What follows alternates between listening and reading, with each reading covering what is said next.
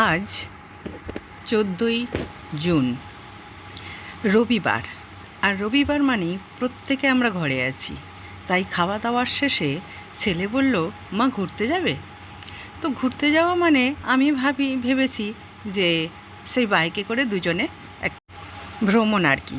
কিন্তু পরে জানলাম যে ওর বাবাও যাবে, বোন যাবে, প্রত্যেকে যাবে। কিন্তু এতজন একসঙ্গে বাইকে কি করে যাবে? বলল সারপ্রাইজ দেবো। তো গিয়ে তো আমি অবাক হয়ে গেলাম।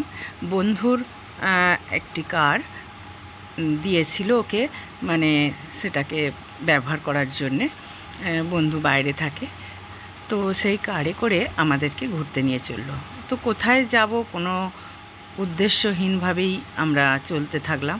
তারপর অবশেষে আমরা কোলাঘাটে এসে পৌঁছালাম। তো ছেলে বলল, যখন কোলাঘাটে আমরা চলেই এসেছি তো চলো ডিনারটা সেরে ফেলা যাক।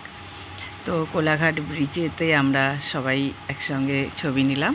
তারপর এই যে ফুড প্লাজা এক্সপ্রেস, এইখানে আমরা খেলাম। এখানে আমরা আগেও এসেছি, আমার ব্লগে আপনারা দেখতে পাবেন। আমরা যখন আমার ছেলে বাইক সফরে বেরিয়েছিলাম ঝাড়গ্রাম, তো আসার সময় আমরা এই জায়গাতেই খেয়েছি। তো যাই হোক, অল্প কিছু রাতের খাবার এখানে সেরে নিলাম। সেরে নিয়ে সব খাবারের শেষে তো আমাদের আইসক্রিম তো থাকবেই। তো ভীষণ মজা হলো। এই অন্যরকম একটা রবিবারের বিকাল বলুন, সন্ধ্যা বলুন বা রাত বলুন, তিনটেই একসঙ্গে কাটালাম। নদীর ধারে আড্ডা মারলাম, তারপর খাওয়া দাওয়া সেরে আবার রাত্রে ফিরে এলাম।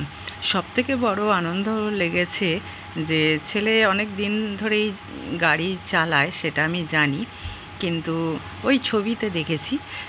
আজকে আমি একদম পাশের সিটে বসে গেলাম। এই অনুভূতি সত্যি সবার সঙ্গে শেয়ার করে নেবার মতন। তো যেদিন আমাদের গাড়ি আমরা কিনবো সেদিনও নিশ্চয়ই এরমভাবে আপনাদের সঙ্গে শেয়ার করব। তো আজকের মতন শুভরাত্রি সবাইকে।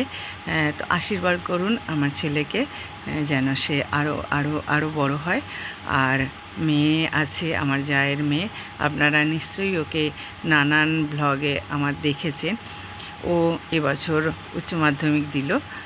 তো আপনারা ওকেও আশীর্বাদ করুন যাতে ও আরও অনেক দূর এগোতে পারে বা অনেক।